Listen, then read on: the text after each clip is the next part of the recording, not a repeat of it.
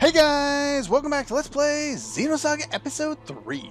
Last time, we began invading Merkabah and grabbing treasure along the way, even though all we're doing is running back and forth through the same area over and over and over again. Considering that we just went through the same dungeon 4 times on Disc 1, it's almost as if this game has no creativity. Oh, I'm kidding, it's got plenty of creativity. In fact, I just got an item. Let's take a look at that. I can't remember if it's a ring or what. No, stop doing that. Let's see. Maybe it's a necklace? Ah, here it is. Small G and small rare item. Considering we've already gotten this guy at this point, it doesn't really help us any, but it's a rare drop that you can get either from the soldiers or the mechs around here. And it's interesting to note. It sells reasonably well if I recall correctly, so... Alright, now we want to take this path first because it leads to a little side area. And more importantly, yes, it leads to this. It's not that good. Speaking of which, we got another decoder in a treasure chest in this little part of the area. That leads to a segment address that we've already unlocked.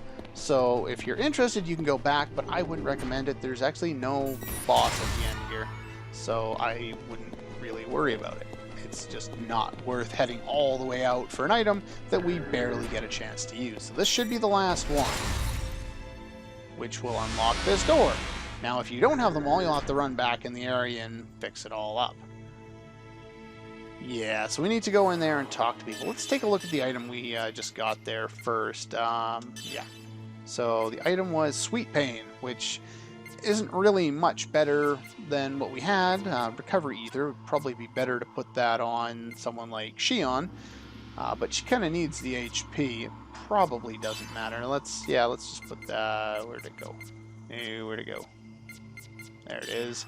And you can have more than one boost plus one on there and have higher boost, but it's just far too important to have that display data so that you know what type of damage you can deal to certain enemies. Anyway, with that being said, enter into here. Let's go say hello to Dimitri, Yuriev. And then what they do is they kind of like warp us all the way down to this point, even though obviously it would have been a huge, long 20-minute walk. But that was nice of them. They could have put us a little closer than this, but okay, sure, why not?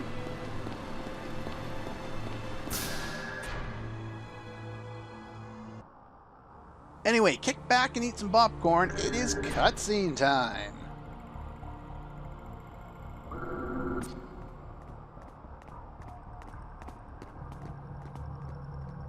Looking for someone? Not you, but you'll do. Sorry, but I don't think you'll find the results you desire. I could still kill you, though.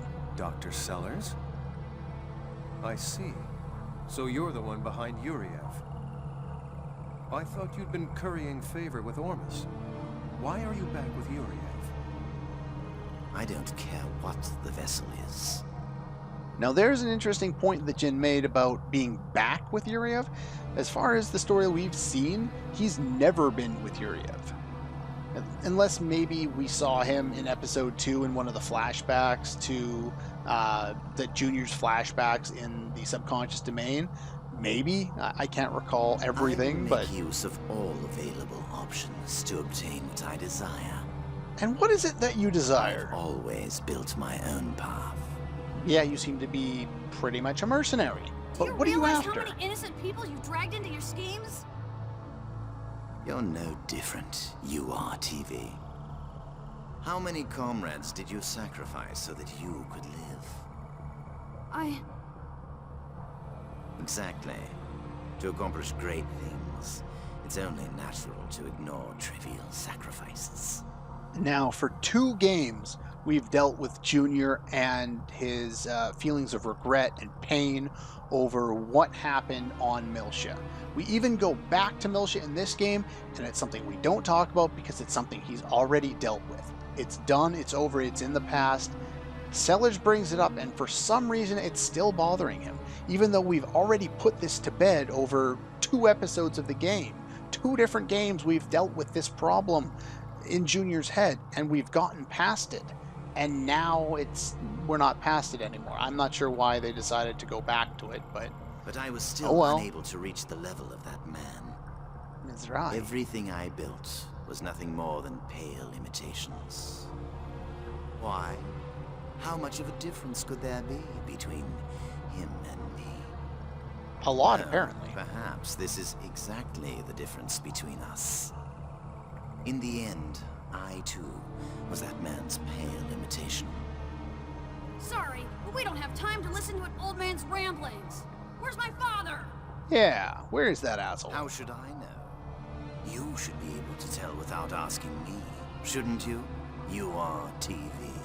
Now, if you recall, Guinan's body is being used to house Yuriev's consciousness, soul, spirit, whatever you want to call it. Junior doesn't know that. So they're kind of leading into this information that we have, the characters don't. This I like. What do you mean? They don't get it yet, of course. You URTVs are connected to each other, right? But they're doing a nice kind of slowly bring it out of Junior so he realizes it himself. That, oh shit moment. I like Then it. just search to see where your comrade is now. Guinan? No, it can't be. So, you really didn't know what 669's real purpose was? Neither do we, to a His great real extent. purpose? URTVs 668 and 669. 668 you may not recall. If you remember, Junior is 666, Albedo is 667, Guinan is 669, 668 we met in episode 2, and we met earlier on in this game. It's Citrine. We don't know much about her yet. Their real purpose was to destroy Unit 666, the Red Dragon. You. Now, they alluded to this in the subconscious domain in episode 2, if I recall correctly. But they've also kind of referred to it kind of throughout this game a little bit as well. Just not usually in the presence of Junior. It's usually either Sellers or Yuriev or Citrine talking about this kind of stuff.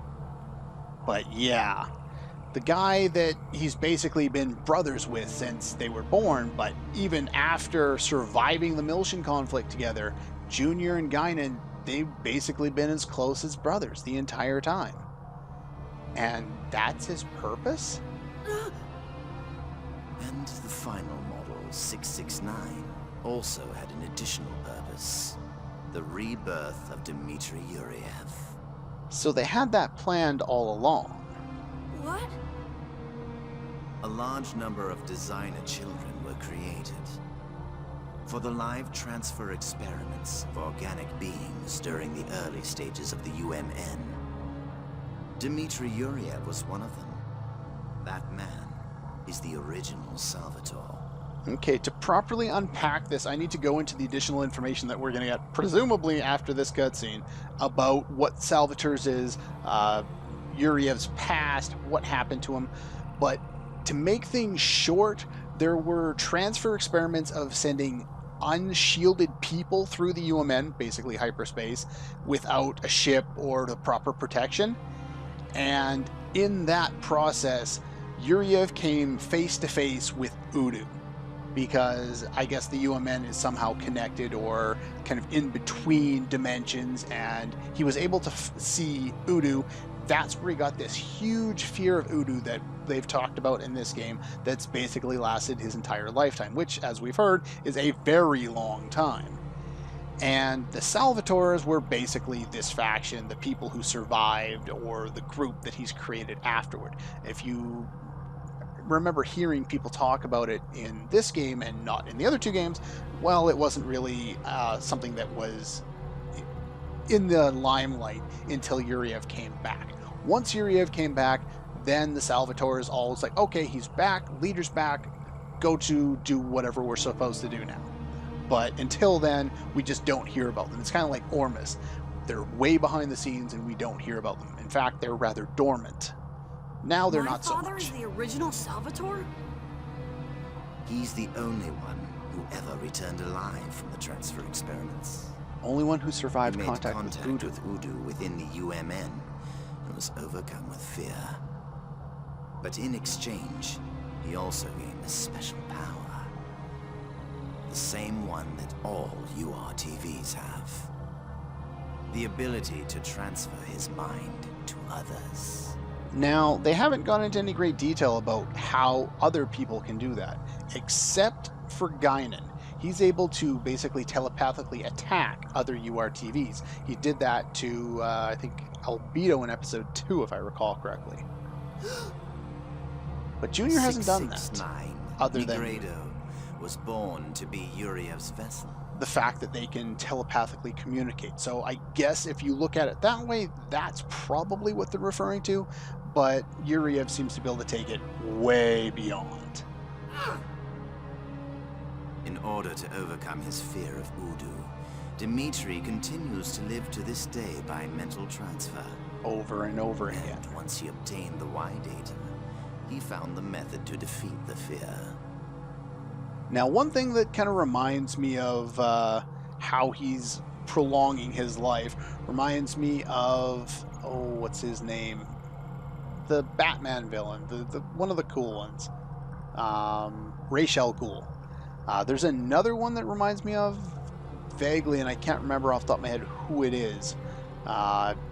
Oh, right, Miang from Xenogears.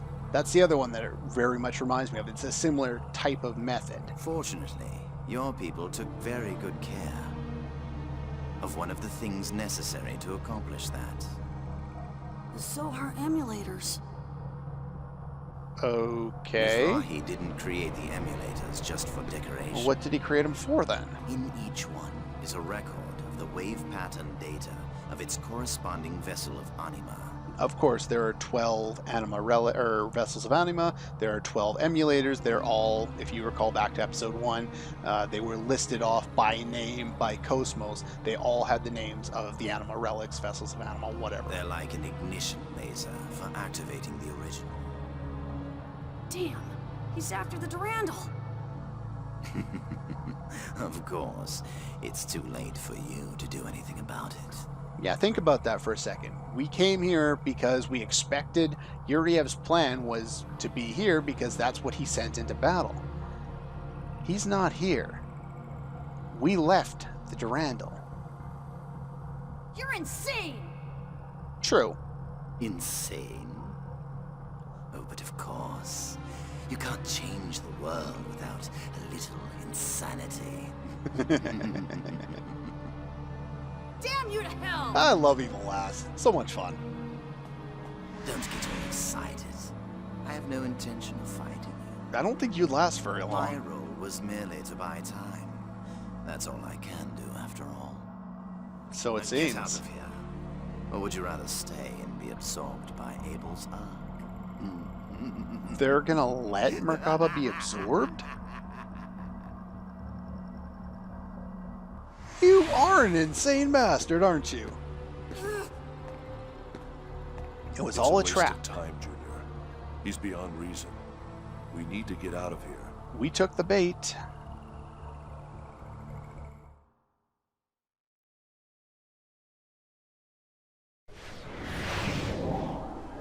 Now we gotta get back there ASAP. Confirmed. The Elsa escaped from the Merkabah. Gate out detected in the region in front of us. It's Omega. What was that?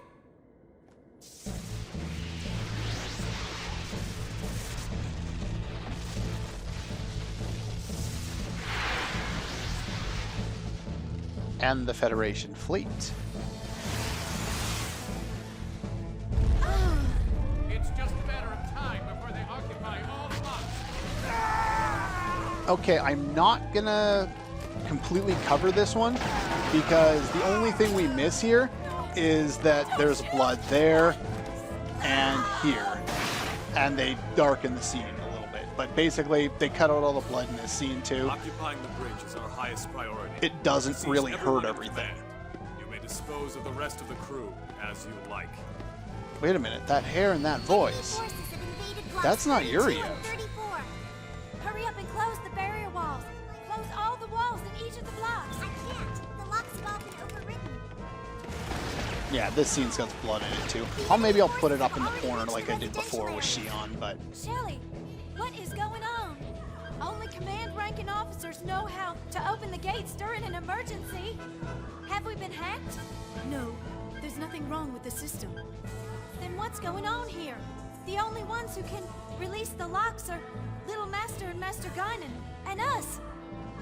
Yes. and we know where 3 of those are. That the intruder is Master Guinan. Yeah, No way! the original Salvatore himself. Master Guinan! The thing that's weird is he's in Why are Guinan's you form here? at this point, but it's obviously Yuriev. Well done. You've done a good job in my absence. Now get some well-deserved rest. Whoa. Mary! Guinan Kukai, what are you doing?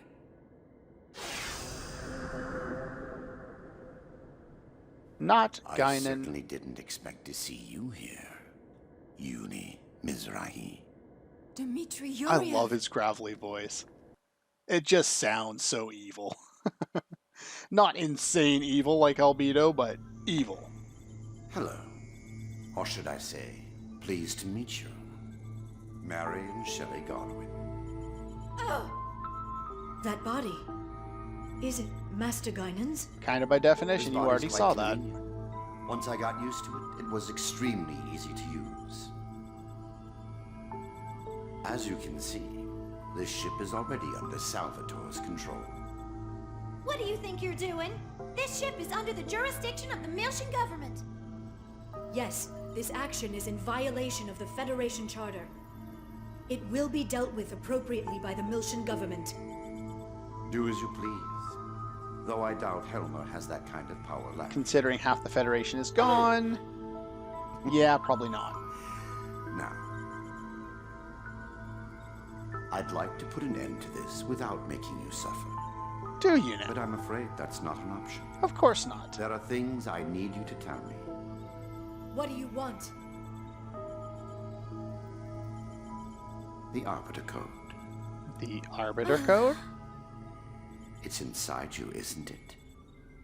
That Kinda Helmer, creepy. He truly is something. Hiding the release code inside such cute young ladies. Yeah, so basically, in order to get the code for getting all of the emulators, I guess, is implanted in them somehow. They're not, like, they call themselves sisters, but they were, oh, what's the word? They were part of that life recycling thing, and so they've been mutated slightly, which is why they can communicate telepathically or through a cable or whatever they did in episode 1. And yeah, it's kind of a weird situation where we don't really know a lot about them. It shows up in the database a little bit later, presumably after this scene. There's a lot of information that would be We told you. useful we to don't know. know anything. And even if we did, we aren't about to tell you. but we don't learn about it until after. And Kanan just got his ass kicked. Please don't waste your time. Besides, I think you've forgotten something. If you damage this body, then you'll lose your precious master. You're a URTV. It's nice to meet you. I am number 668. But you can call me Citrine. Lovely, isn't she? Her abilities are equal to and on par with those of Negredo. I trust you understand what that means. That you're both It powerful. would be a shame to have to see those beautiful faces twisted in pain now, wouldn't it? So I do hope So that you're great. prepared to talk So evil. voluntarily.